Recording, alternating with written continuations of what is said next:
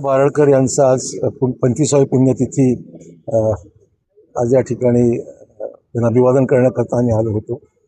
बापू आमच्या स्मरणात नेहमीच राहतील अशा प्रकारचं पितृतुल्य व्यक्तिमत्व बापूंचं।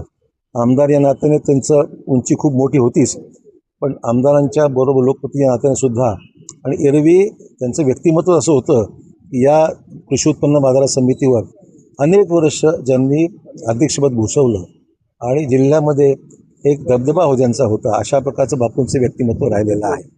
त्यामुळे त्यांची आठवण सदैव आमच्या स्मरणामध्ये होती, आजही आणि भविष्यातसुद्धा राहणार आहे। त्यामुळे त्यांना अभिवादन करण्याकरता मार्केटचे सर्व संचालक आणि सर्व आज सहकारी या ठिकाणी उपस्थित आहेत।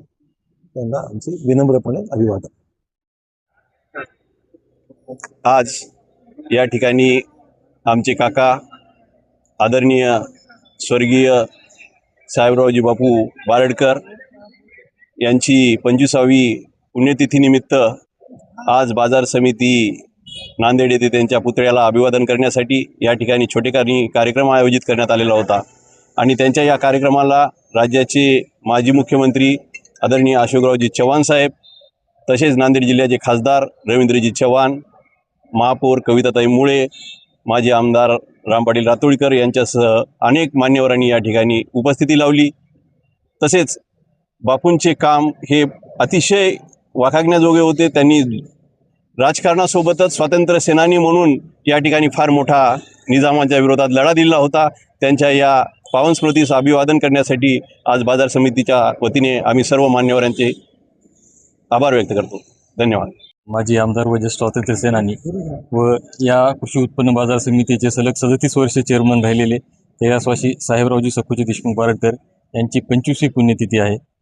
त्यानिमित्ताने आज अनेक मान्यवरांनी इथे अभिवादन करण्यासाठी उपस्थिती दर्शवली। त्यामध्ये प्रामुख्याने या राज्याचे माजी मुख्यमंत्री अशोकरावजी चव्हाण साहेब, खासदार रवींद्रजी चव्हाण साहेब व अनेक मान्यवर या ठिकाणी उपस्थित राहिले।